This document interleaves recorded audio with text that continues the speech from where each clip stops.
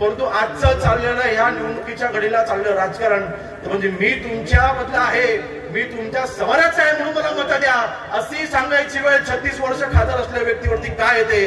का सांगू शकत नाही होय मी तुम्हाला विकास काम दिलाय म्हणून मला मत द्या अशी वेळ त्यांच्यावरती काय येते? हा विचार आपण केला पाहिजे. भावनिक होऊन चालणार नाही, भावनेने विकास काम होत नाहीत. आज मतदारसंघामध्ये 2016 पासून काम करतोय. होय शिवसैनिक भावनिक असतो, पण ते भावनेला हात घालून मतं मिळवायच्या ऐवजी विकास कामाने मतं हक्काने मतं मागितली असतं आम्हाला बरं वाटलं असतं. हक्काने मतं मागत म्हणून आम्हाला विश्वास आहे. आज मला कल्पना आहे शिवसेना आणि राष्ट्रवादी आपण अनेक वर्ष या मतदारसंघामध्ये आपण नक्कीच सगळ्यांनी संघर्ष केला, महाराष्ट्रामध्ये आपण संघर्ष केलेला आहे.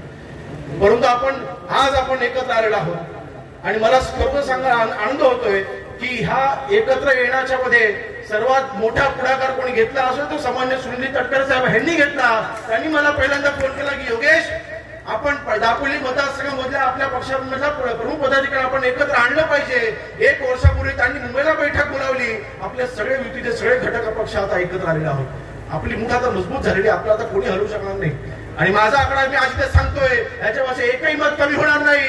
मंडणगड तालुक्यामधून तटकरे साहेब कमीत कमी भावित म्हणून आपल्याला कमीत कमी 10,000चं मताधिक्य आम्ही तुम्हाला घेऊन तो मला तुम्हाला शब्द आहे, एकही मत कमी होणार नाही.